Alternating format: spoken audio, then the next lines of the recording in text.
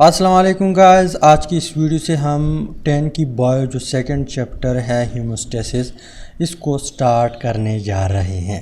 تو آج introduction video ہے کہ ہیموسٹیسس کیا ہے اور اس کے ٹائپ کون کون سے ہے، اس کے اوپر آج کی اس ویڈیو میں بات ہونے والی ہے۔ تو سب سے پہلے ہم اپنی بات کو سٹارٹ کرتے ہیں ہیموسٹیسس ڈیفینیشن سے۔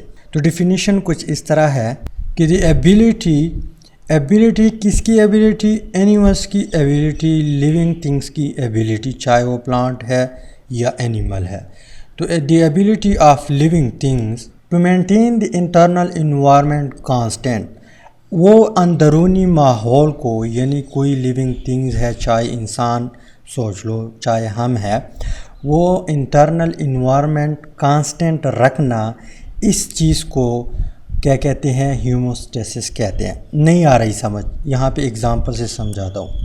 جیسے آج کل جو ٹمپریچر ہے وہ 41 سے لے کر 45 اور 47 تک جاتا ہے، 47 ڈگری سینٹی گریڈ تک، اور ہماری باڈی کا جو ٹمپریچر ہے وہ کتنا ہے؟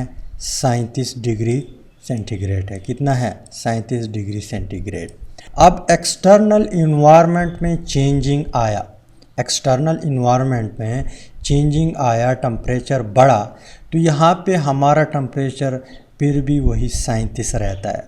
یا اگر مان لو سردیوں میں ٹمپریچر 22 پہ آتا ہے، کبھی کبھار جو ٹھنڈے علاقے ہیں وہاں پہ 0 پر بھی پہنچ جاتا ہے، پر وہاں پہ جو اینیملز رہتے ہیں یا مان لو ہیومن جو وہاں پہ رہتے ہیں، اس کا ٹمپریچر پھر بھی 37 رہتا ہے۔ کیا رہتا ہے؟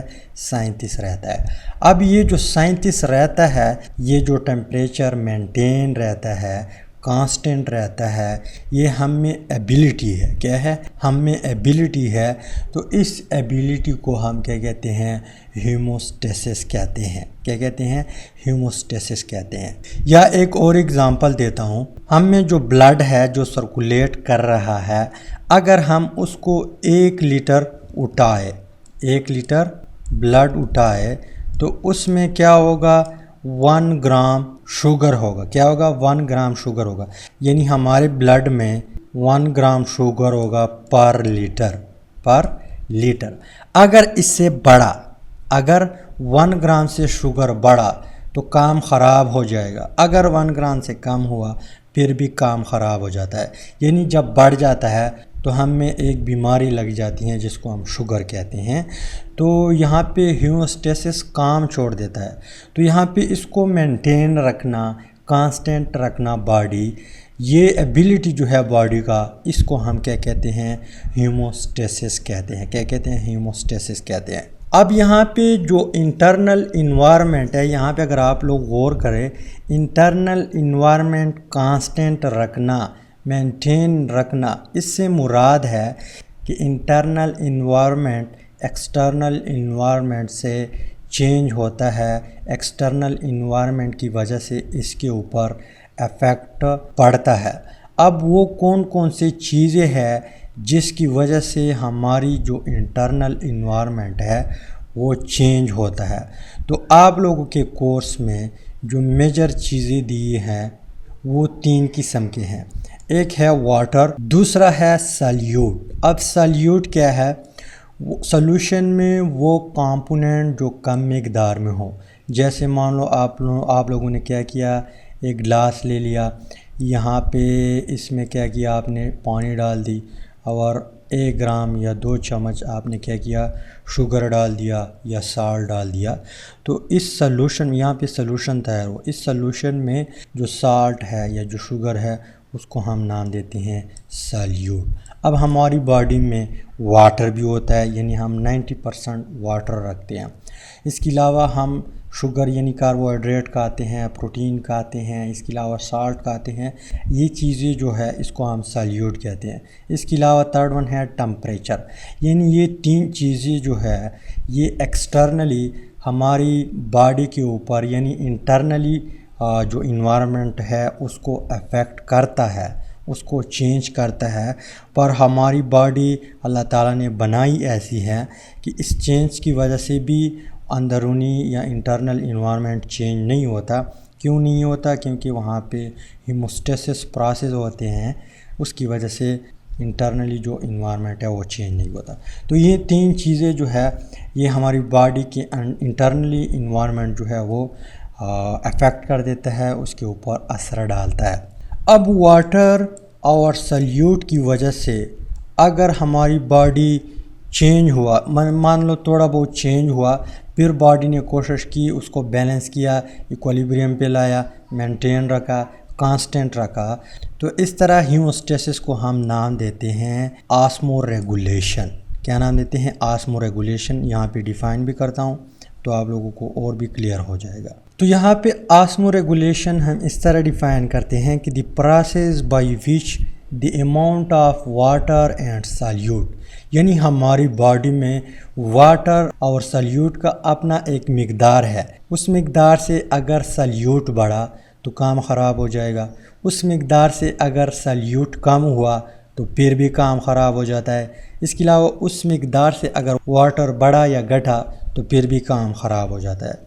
تو واٹر اور سلیوٹ جب آپس میں ملتے ہیں تو اس کو ہم کیمسٹری میں نام دیتے ہیں سلیوشن.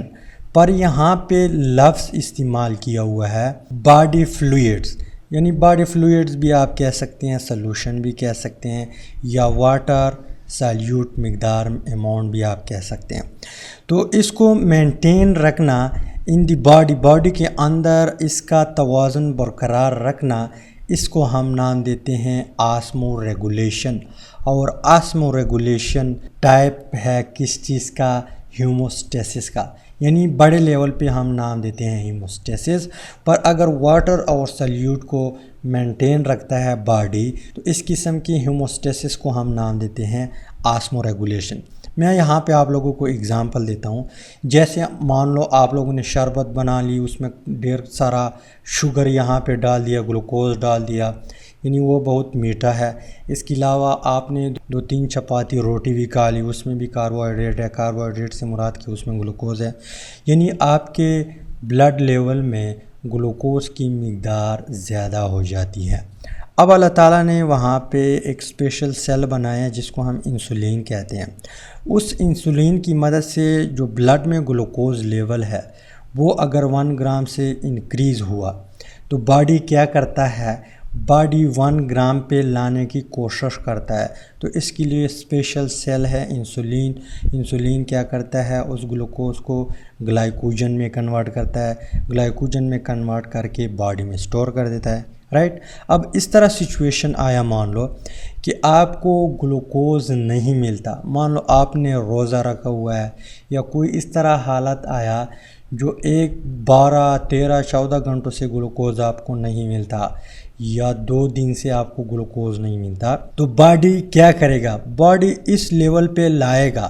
گلوکوز کیا ہے؟ سلیوٹ ہے. اس کے علاوہ بلڈ میں کافی مقدار میں واٹر بھی ہے. تو مان لو کہ یہ باڈی فلوئڈ ہے، تو باڈی کی کوشش یہ ہوگی کہ یہ توازن ہو باڈی کے اندر، بلڈ کے اندر. تو باڈی اس طرح کاروبار کرتا ہے کہ جو سٹور گلوکوز ہے گلائکوجن کی فارم میں، اس کو توڑتا ہے اور کس میں کنورٹ کرتا ہے؟ گلوکوز میں کنورٹ کرتا ہے. جب بھی بلڈ میں 1 گرام پر لیٹر، یعنی 1 لیٹر میں 1 گرام گلوکوز آ جائے، تب پھر جو گلائکوجن کی بریک ڈاؤن ہے اس کو سٹاپ کر دیتا ہے. تو یہ میں نے آپ لوگوں کو اگزامپل دے دیا، جنرل اگزامپل ہے. یہ اگزامپل آپ لوگوں کے کورس میں نہیں ہے، لیکن سمجھانے کے لیے میں نے آپ لوگوں کو بتا دیا. یہ جب آپ لوگ آگے جائیں گے تو FCA میں یہ چیزیں اسٹڈی کر لیں گے. تو یہاں پہ واٹر اور سلیوٹ کی مقدار کو مینٹین رکھنا، اس چیز کو ہم نام دیتے ہیں آسمو ریگولیشن. اور یہ ٹائپ ہے کس چیز کا؟ ہیموسٹیسس کا. کس چیز کا؟ ہیموسٹیسس کا. اس کے علاوہ اگر ٹمپریچر کی وجہ سے ہمارا انٹرنل انوائرمنٹ چینج ہوا، پر باڈی نے کیا کیا؟ اس انٹرنل انوائرمنٹ کو مینٹین رکھا، اس ہیموسٹیسس کو ہم نام دیتے ہیں تھرمو ریگولیشن. کیا نام دیتے ہیں؟ Thermo regulation. کہ the process in which organism maintain their internal temperature is called thermo regulation. اب یہاں پہ کویشچن یہ کریٹ ہوتا ہے کہ ایکسٹرنل ٹمپریچر سے یعنی بڑھنے سے گھٹنے سے کیا انٹرنل ٹمپریچر بڑھتا اور گھٹتا ہے کہ نہیں ہے. تو یہاں پہ اگر آپ لوگوں نے کیمسٹری میں پڑھا ہوگا تھرموڈائنامک میں یہاں پہ ایک چیز ہم پڑھتے ہیں کہ مان لو ایک سسٹم ہے یہ یا ایک آبجیکٹ ہے ایک باڈی ہے. اگر اس کا ٹمپریچر ایکسٹرنل انوائرمنٹ سے کم ہے، اس کا ٹمپریچر کم ہے، ایکسٹرنل ٹمپریچر زیادہ ہے، تو ٹمپریچر یا ہیٹ کا کوشش یہ ہوتا ہے کہ زیادہ ٹمپریچر سے کم ٹمپریچر کی طرف جائے. تو یہاں پہ ٹمپریچر اس کی طرف فلو کرنا سٹارٹ کر دیتا ہے. جیسے جنرل اگزامپل دیتا ہوں، مان لو آپ سالن پکا رہے ہیں. اب سالن میں آپ چمچہ بھی ماریں گے، یعنی اگر چمچہ کس چیز کا ہو، آئرن سے بنا ہو یا لکڑی کا ہو، پھر بھی گرم ہو جاتا ہے. تو چمچہ یہاں پہ آپ لوگ مارتے ہیں لیکن یہ ایریا بھی اس کا گرم ہوتا ہے. تو اٹ مینس کہ ہیٹ فلو کرتا ہے، زیادہ ایریا سے کم ایریا کی طرف فلو کرتا ہے. تو تھرموڈائنامک میں ہم اس چیز کو کلیئر کرتے ہیں کہ باڈی کا ٹمپریچر اگر کم ہے ایکسٹرنل انوائرمنٹ سے تو ہیٹ اس کی طرف فلو کرتا ہے.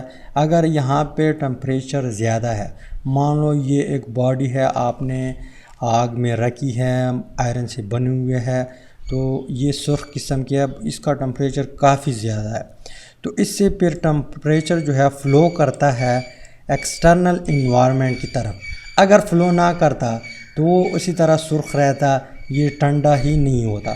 تو یہاں پہ اگر باڈی کی ٹمپریچر زیادہ تو ایکسٹرنل انوائرمنٹ کی طرف ہیٹ فلو کرے گا، اگر باڈی کی ٹمپریچر کم تو ایکسٹرنل انوائرمنٹ سے ہیٹ فلو کرے گا انٹرنل انوائرمنٹ کی طرف. اس طرح آرگنزم کا بھی اگزامپل ہے کہ اگر ہم مان لو یہاں پہ ہم ہے، اب ٹمپریچر جو ہے بڑا 47 پہ آیا، 45 پہ آیا اور ہماری باڈی کا ٹمپریچر 37 ہے، تو ظاہری سی بات ہے اگر یہاں پہ ہم کھڑے ہیں مان لو اور یہاں پہ جو ٹمپریچر ہے وہ زیادہ ہے تو ٹمپریچر فلو کرے گا ایکسٹرنل انوائرمنٹ سے ہماری طرف. لیکن ہم میں اللہ تعالیٰ نے ایسی چیز رکھی ہے کہ باڈی کی اندرونی ٹمپریچر مینٹین رکھتا ہے. کس طرح؟ یہاں پہ میں آپ لوگوں کو اگزامپل دیتا ہوں. گرمی میں آپ پنکھے کے نیچے بیٹھتے ہیں یا آپ کولر کے سامنے بیٹھتے ہیں یا آپ کا کوشش یہ ہوتا ہے کہ اے سی روم میں چلے جائے یا آپ کا کوشش یہ ہوتا ہے کہ میں نہا لوں. تو یہ کیوں آپ اس طرح کرتے ہیں؟ آپ کو کون کہتا ہے؟ آپ کو برین آرڈر دیتا ہے. یہاں پہ آپ کے جو سر میں برین ہے، آپ کے جو دماغ ہے، وہ آپ کو آرڈر دیتا ہے. باڈی کو پتہ چلتا ہے کہ اب ٹمپریچر بڑھ چکا ہے اندر کی طرف، پھر وہ سنسیشن جاتا ہے برین کی طرف. برین پھر یہاں پہ باڈی کو آرڈر دیتا ہے کہ اس کو تھوڑا بہت تکلیف دے دو تاکہ اس کو گرمی لگ جائے. پھر آپ کو گرمی فیل ہوگی تو آپ ظاہر سی بات ہے کہ کیا کریں گے، یا پنکھے کے نیچے بیٹھیں گے، کولر کے سامنے بیٹھیں گے، اس کے علاوہ اے سی میں بیٹھیں گے، اے سی کے روم میں بیٹھیں گے، یا آپ لوگ نہا لیں گے. یا اگر آپ لوگوں نے یہ کام نہیں کیا تو باڈی پھر کیا کرتا ہے، یہاں سے پسینہ نکلواتا ہے. کیا کرتا ہے؟ سکن سے پسینہ نکلواتا ہے تاکہ آپ کا جو اندر کا ٹمپریچر ہے وہ برقرار رہے. اس طرح سچویشن کولڈ ٹمپریچر میں بھی ہوتا ہے. سردیوں میں آپ لوگ دیکھ لیں، آپ کو برین آرڈر دیتا ہے، یعنی آپ کو سردی لگتی ہے. اٹ مینس کہ انٹرنل ٹمپریچر جو ہے وہ افیکٹ ہو چکا ہے، وہ کم ہو چکا ہے. تو آپ کیا کرتے ہیں، اپنے اوپر کوٹ ڈالتے ہیں، یعنی کوٹ پہنتے ہیں، اس کے علاوہ جرابے بوٹ پہنتے ہیں، کمبل لیتے ہیں. جب سوتے ہیں تو بڑے کمبل میں گھس کے جاتے سوتے ہیں. اس کے علاوہ اگر یہ کام نہ ہوا تو باڈی پھر آپ کو وائبریٹ کرتا ہے، یعنی آپ کے اوپر وائبریشن لگ جاتا ہے. وائبریشن کی وجہ سے وہاں پہ انرجی کریٹ ہوتی ہیں، تو آپ کی باڈی کا ٹمپریچر مینٹین رہتا ہے. اس کے علاوہ اگر مینٹین نہیں رہا تو تب کیا ہوگا، یعنی 37 مان لو آپ کی باڈی کا ٹمپریچر 37 ہے، باہر 40 ہے، 45 ہے، اور ایکسٹرنل انوائرمنٹ کے ساتھ ساتھ آپ کی باڈی کا ٹمپریچر بھی انکریز ہوا، تو میٹابولک پروسیس جو ہوتے ہیں، میٹابولک پروسیس یعنی مالیکیول کی جب توڑ پھوڑ ہوتی ہیں وہاں پہ انزائم کام کرتے ہیں. کیا کرتے ہیں؟ اسپیشل قسم کے انزائم ہیں جو کام کرتے ہیں ہماری باڈی میں، وہاں پہ جو ریئیکشن ہوتے ہیں اس کو سپیڈ اپ کرتے ہیں. اب انزائم کے لیے خاص قسم کا ٹمپریچر کی ریکوائرمنٹ ہے. جیسے ہمارے باڈی میں 37 ہے تو ہر انزائم کے لیے 37 ریکوائرمنٹ ہے. 37 سے اگر بڑا یا گھٹا تو یہاں پہ انزائم کام نہیں کرے گا. انزائم کام نہیں کرے گا تو ریئیکشن نہیں ہوگا. ریئیکشن نہیں ہوگا تو آپ کو انرجی نہیں ملے گی. انرجی نہیں ملے گی تو آپ لوگ چل نہیں سکیں گے اور آخر کار آپ مر جائیں گے. اسی وجہ سے یہاں پہ اللہ تعالیٰ نے انسان میں ایسی چیزیں رکھی ہیں، بلکہ پورے جانوروں میں رکھے ہیں کہ وہ ایکسٹرنل انوائرمنٹس کے ساتھ ساتھ انٹرنلی انوائرمنٹ مینٹین رکھتا ہے. تو یہاں پہ اگر ہماری باڈی انٹرنل ٹمپریچر مینٹین رکھے، یہ پروسیس ہے ہیموسٹیسس. پر اس طرح ہیموسٹیسس کو ہم نام دیتے ہیں تھرمو ریگولیشن، یعنی یہ ہیموسٹیسس کا ایک ٹائپ ہے. اس کے علاوہ جب ہم کوئی چیز کھا لیتے ہیں، یعنی ہم نے پروٹین کھا لیا، اس میں نائٹروجن ہوتا ہے. کیا ہوتا ہے؟ نائٹروجن ہوتا ہے. یا کوئی دوا کھا لی یا کوئی خوراک کھا لیا تو باڈی کیا کرتا ہے، جب توڑ پھوڑ ہوتی ہیں اسٹامک میں، پھر یہاں پہ خون میں جب آتی ہیں تو ویسٹ پروڈکٹ الگ کر دیتا ہے. ویسٹ پروڈکٹ الگ کر دیتا ہے. اب اس ویسٹ پروڈکٹ یعنی اگر باڈی نے ویسٹ پروڈکٹ کو ریموو نہیں کیا تو آپ کے جسم میں ہارمفول یا ویسٹ پروڈکٹ جو ہے وہ بڑھ جائیں گے، اس کا لیول بڑھ جائے گا. جب لیول بڑھ جائے گا تو ظاہر سی بات ہے آپ نارمل نہیں رہیں گے، یا تو آپ مریں گے یا آپ کے ساتھ کچھ ہوگا ضرور. پر باڈی کیا کرتا ہے، اس ویسٹ پروڈکٹ کو جو زیادہ تر نائٹروجینس ویسٹ ہے اس کو باڈی کیا کرتا ہے، ریلیز کرتا ہے، خارج کرتا ہے پیشاب کے تھرو یا پسینے کے تھرو. اب پیشاب جو ہے اس میں کافی نائٹروجینس ویسٹ ہوتا ہے، پر یہاں پہ باڈی کے اندر جو کڈنی ہے، کڈنی وہ ویسٹ پروڈکٹ کو چاڑتا ہے، یعنی ویسٹ پروڈکٹ ریموو کر دیتا ہے، اور جو ریکوائرڈ چیز ہے باڈی کو وہ الگ کرتے ہیں، ویسٹ پروڈکٹ الگ کرتے ہیں. پھر کڈنی کیا کرتا ہے، سینڈ کر دیتا ہے، پھر ہم پیشاب کے ذریعے باہر پھینکتے ہیں. تو یہاں پہ اس پروسیس کو ہم ایکسکریشن کہتے ہیں. کیا کہتے ہیں؟ اب ایکسکریشن ڈیفائن اس طرح کرتے ہیں کہ دی ایلیمینیشن آف ہارمفل سیلیوٹ، جیسے نائٹروجن ویسٹ ہے، یا اس کے علاوہ آپ نے زیادہ سالٹ کھا لیا اور وہ سالٹ آلریڈی باڈی میں ہے، یعنی زیادہ مقدار ہو گئی، تو وہ بھی ایکسکریٹ ہوتے ہیں، وہ بھی خارج کرتے ہیں، ایلیمینیٹ کرتے ہیں. اس کے علاوہ جس کو شوگر کی بیماری ہو، یعنی انسولین کام چھوڑ دے، تو گلوکوز جو ہے وہ بھی پیشاب کے ذریعے جاتا ہے. تو یہاں پہ زیادہ تر فوکس کس چیز کے اوپر دیا ہوا ہے، نائٹروجینس ویسٹ. جس طرح یوریا ہے، یورک ایسڈ ہے، اس طرح چیزیں جو ہے وہ باڈی ایلیمینیٹ کرتا ہے، خارج کرتا ہے. اینڈ ایکسٹرا واٹر، یعنی اگر پانی کی مقدار زیادہ ہو گئی تو باڈی واٹر بھی ایلیمینیٹ کرتا ہے. جیسے مان لو آپ صبح صبح 3-4 گلاس پانی پی لیں تو آپ کو فوراً پیشاب آئے گا. کیوں آئے گا پیشاب؟ کیونکہ آپ کے جسم میں واٹر کی مقدار زیادہ ہو گئی. تو یہ بھی ایلیمینیٹ کرتا ہے from the body, is called excretion. اب ایکسکریشن جو ہے یہ کیا کرتا ہے، یہ بھی مینٹین رکھتا ہے باڈی کو، یعنی باڈی میں اگر ویسٹ پروڈکٹ زیادہ ہو گئے تو یہ کیا کرتا ہے، کام کر دیتا ہے، مینٹین کرتا ہے باڈی کو. تو یہ بھی ہیموسٹیسس کا ایک ٹائپ. تو 3 قسم کے ٹائپس آپ لوگوں کے کورس میں ہیں، ایکسکریشن، تھرمو ریگولیشن اور آسمو ریگولیشن، اور یہ ہے ہیموسٹیسس. امید کرتا ہوں ویڈیو کی سمجھ آئی ہوگی. اگر سمجھ آئی ہے ویڈیو کو لائک کرے، شیئر کرے، چینل کو سبسکرائب کرے. اگر آپ لوگ پیج پہ نیو ہیں تو پیج کو بھی فالو کرے تاکہ آپ لوگوں کو بھی فائدہ ہو اور مجھے بھی فائدہ ہو، اور ایک دوسرے کو گرو کرنے میں ایک دوسرے کا ساتھ دے سکے.